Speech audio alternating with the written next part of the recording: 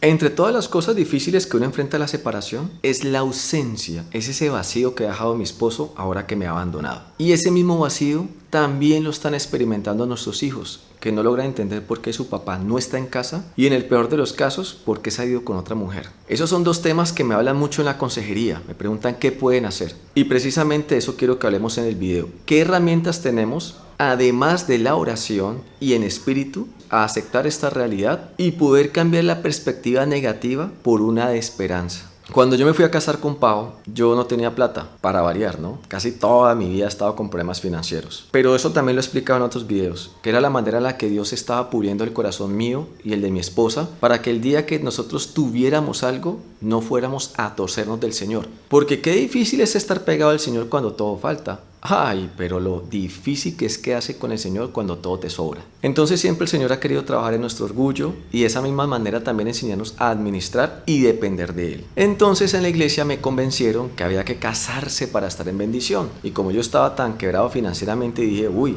pues si me caso y Dios me va a arreglar el problema financiero, hagámosle. Pero en ese momento yo no tenía cómo comprarle a Pau un regalo lindo, algo bonito de bodas, algo como que fuéramos de viaje a una isla exótica o hacer la super fiesta como todas las mujeres lo sueñan. No, teníamos una situación muy a ras. Realmente lo hicimos más por estar en obediencia para recibir esa bendición de la iglesia, esa bendición del pastor y que nuestro matrimonio fuera perfecto. Pero realmente pues nosotros estábamos apenas empezando y estábamos financieramente por todos lados mal. Y ahí es donde se me ha venido una de mis ocurrencias más grandes de mi vida. Pau, como no conocía a su papá, pues yo dije, vamos a buscárselo, y el día de la boda le digo, mi amor, mira, te doy tu regalo de bodas. Te presento a tu papá. Y ella, ¿cómo así? Bueno, ese era mi plan, no sé, pues en qué estaba pensando, me pareció una buenísima idea. Me agarró a preguntarle a mi suegra dónde lo conoció, dónde trabajó, cuáles eran los nombres, apellidos, en qué ciudad, todo lo que pude averiguar. Y me dediqué a llamar a esas empresas donde trabajó hace 30 años y así fui escalando de empresa en empresa hasta que me encontré un último supervisor que lo conoció y ese me dijo, solamente tengo él un email.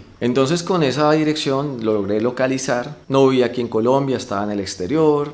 Logramos ponernos en contacto, fuimos a visitarlo, Pau lo conoció y ahí es donde enfrentamos nosotros sorpresas de cosas que no estábamos teniéndolas en cuenta porque siempre tenemos una mejor expectativa de algo que no conocemos o en el caso de un problema siempre estamos esperando lo peor. Y sí, puede ser que de la mucha fe me aferra a lo mejor y de la poca fe tenga temor de enfrentar lo que pase. Pero aquí el punto es cómo esa ausencia de un padre por 30 años había afectado psicológica o emocionalmente a mi esposa. La primera parte, ella siempre se sintió rechazada, que ella tenía algo malo por lo cual su papá la había abandonado o simplemente nunca la quiso conocer. Tanto fue así que la primera vez que él nos llamó para hablar directamente con mi esposa, cuando sonó el teléfono, ella se agarró a llorar y me dijo, ¿y qué pasaría si mi papá no se siente orgulloso de mí?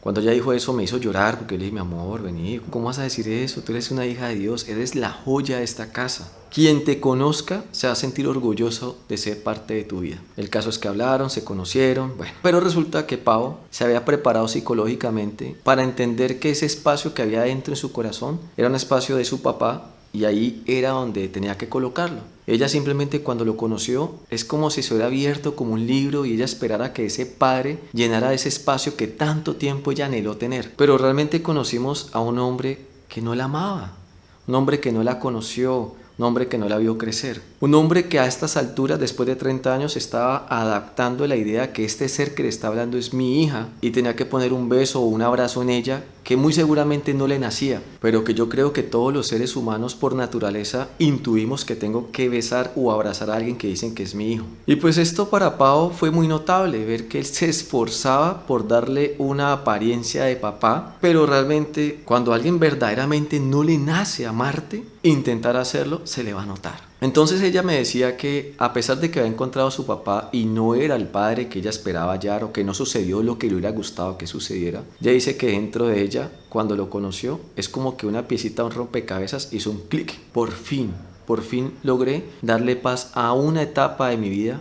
a la cual nunca le hubiera podido dar una respuesta. Pero lo curioso es que ella siente que su vida era como un piano en la cual faltaba una tecla y siempre esa tecla como que dañaba la canción porque ese pedacito no sonaba. Pero cuando conoció a su papá sintió que esa tecla la puso ahí, pero ahora esa tecla sonaba feo. Estaba, pero no sonaba como uno quería. Y Pau tuvo que avanzar su vida entendiendo que no era lo que yo quería encontrar, pero puedo amar a este hombre con lo que me pueda dar. Y solo en el Espíritu del Señor entendimos que nadie puede dar más de lo que no tiene. Y precisamente una persona que no tiene a Dios en su corazón es una persona limitada. Sufre de un egoísmo natural, que es el amor propio, un amor que solo alcanza para sí mismo, con dificultad va a poder dar para los otros. Y aun cuando hace algo por los otros, lo está haciendo a manera de inversión esperando un retorno, pero no realmente porque está interesado en hacer feliz al otro a cambio de nada. Pero claro que a Pablo le costó trabajo haber esperado encontrar a un papá por 30 años para que al hallarlo no pudiera llenarse de esa felicidad. Digamos que era algo que se luchaba como entre una frustración, pero a la vez como el hecho de uno aceptar una realidad para la cual no me preparé. Y lo tenaz es que todo esto sirvió para que Pablo pudiera llegar a otro nivel de profundidad en esa relación con Dios. Porque ella ahí como que conectó que Dios siempre había estado con ella, que ella era buscando ese padre que se preocupara por cómo durmió, cómo se levanta, y Dios siempre estuvo ahí en esos 30 años. Y que a la final logró encontrar uno de carne que no hacía ni quería hacer ese tipo de cosas. O que bueno, 30 años después, con una hija ya casada, pues ¿quién va a venir a cuidarle el sueño o a estar pendiente de ella? Realmente a estas alturas ya era muy difícil reconstruir una línea de tiempo que tenían que haber vivido una bebé, una niña, una adolescente, una jovencita y una mujer con su padre. Ya esto no pasó y nunca va a pasar. Entonces ustedes dirán, bueno, pero ¿qué tiene que ver todo esto con mi situación de mi vacío? Que por mucho que tú logres traer a tu esposo a tu vida,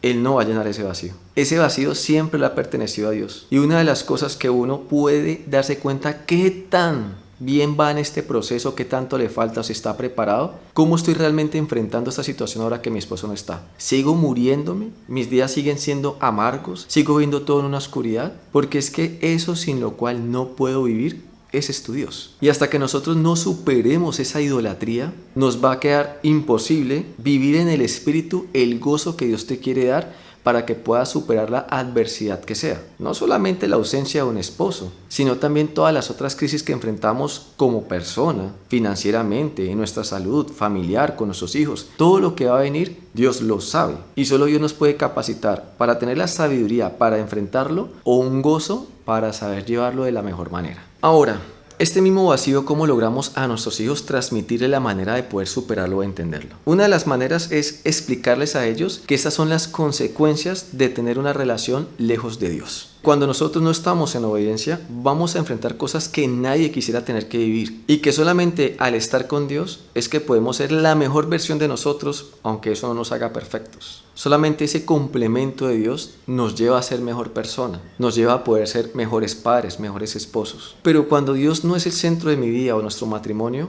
nosotros nunca vamos a poder tener un control porque Satanás siempre se lo va a robar. Y tampoco vamos a poder cubrirnos de todos los ataques espirituales que siempre van a separar la pareja para después destruir los hijos. Algo más. En la descripción nosotros te dejamos un link donde hicimos una serie que tiene 3 partes sobre cómo podemos enfrentar con nuestros hijos la separación, cómo podemos como pareja hablar con nuestros hijos de nuestra separación y cómo podemos ayudarlos a ellos a enfrentar mejor esta situación. Te la recomiendo, está en la descripción. Otra cosa importante que podemos aprovechar en este momento que nuestros hijos están enfrentando nuestra separación, en este momento que yo estoy lidiando con este vacío, es ayudar a asimilar a nuestros hijos la situación desde otra perspectiva menos dolorosa. Y uno de los mejores ejemplos que he logrado encontrar para ayudar a los niños a entender esto de una forma que ellos puedan comprenderlo, es que comparamos a ese papá con un loco, un loquito sucio, de ese que uno se encuentra en los semáforos que le quiere limpiar el parabrisas, que te pide plata o que está tirado por allí. Es ayudarles a los niños a reconocer que cuando nuestros esposos o nuestros papás se han alejado del camino de la luz, son como locos que empiezan a hacer cosas que no están bien, pero que ellos no se dan cuenta que están realmente haciendo tanto mal. Y que como hijos o como esposos juzgarlos, pues tampoco es nuestra tarea y que tampoco va a servir de nada juzgarlos, porque ya ellos están muy perdidos como para que ahora nosotros con nuestro odio, nuestro rechazo, en algo les podamos aportar a la solución. Entonces ahí es donde nosotros debemos concientizarnos y enseñarle al otro que todos somos como unas personas sucias y que cuando Dios necesita limpiarnos, primero necesita bañarnos. Nadie se mete a una ducha con la ropa puesta, uno tiene que quitársela y lavarse, poderse lavar bien para quitarse el mugre. Lo mismo necesita Dios, quitar todas las cosas de nuestra vida que nos estorba para poder limpiarnos. Y Dios quiere hacer eso con todas las personas. Y por eso el que se ha ido y quiere vivir así, oramos, intercedemos para que Dios toque su corazón, para que se rompa el velo de sus ojos, para que se rompa toda atadura que tenga ese esposo oprimido. Y de esa manera se produzca una liberación para que él se pueda arrepentir y buscar la luz, obedecer al Señor, cambiar su vida. Y que de esa manera, nosotros como padres y ellos como hijos, podemos orar por la libertad de ese cónyuge que se ha ido. De esta manera, le estamos enseñando a nuestros hijos que existe un campo espiritual y cómo nos puede afectar a tal manera que pueda hacer lo mismo con ellos como lo hizo con su padre. Ellos le van a encontrar una razón de por qué estamos orando, para qué estamos pidiendo a Dios o qué pedirle. Entender que estamos pidiendo es por nuestra protección para también no ser como unos locos. Entender que estamos pidiendo por la libertad espiritual de su Padre. Entender que estamos luchando contra Satanás en espíritu. Entender que si nos unimos en la oración podemos producir cosas muy bonitas. Y lo que te aseguro es que lo que no le vamos a poder explicar a nuestros hijos, el Señor en espíritu se los va a poder hacer entender. El Señor en espíritu les va a dar una paz para comprender. Porque en esos varios casos de separados que tengo, manifiestan que se empezaron a unir en oración con sus hijos y ahora esos niños que no conocían a Dios están orando, están alabando al Señor y están interesados en el reino del Señor. Y aprovecho a recomendarte para que no caigas en el mismo error que han hecho todos, que es que creemos que llevarlos a la iglesia es suficiente, que simplemente con el dominguito que ellos están en la escuela dominical, ahí es suficiente. No, enséñales hoy a tus hijos la disciplina de que todos los días tenemos que buscar de Dios y que todos los días es necesario orar, leer la palabra y alabarlo. Bueno, la alabanza puede ser que no la hagan, pero que entiendan la importancia de leer su palabra. De esta manera no estamos nosotros repitiendo las malas costumbres religiosas que muchas personas tienen porque no conocen al Señor y se conformaron solo con los domingos en la iglesia. Entonces por ahora te dejo otro tip de lo que podemos hacer. No te olvides de buscar la serie para que comprendas un poco mejor este tema. No quiero alargar este video. Y en el caso de que necesites una consejería para separados, ahí te encuentras el video. Y no te olvides darnos un me gusta, comentar o si tienes alguna pregunta me la dejas en los comentarios que yo estoy leyéndolos. Dios te bendiga.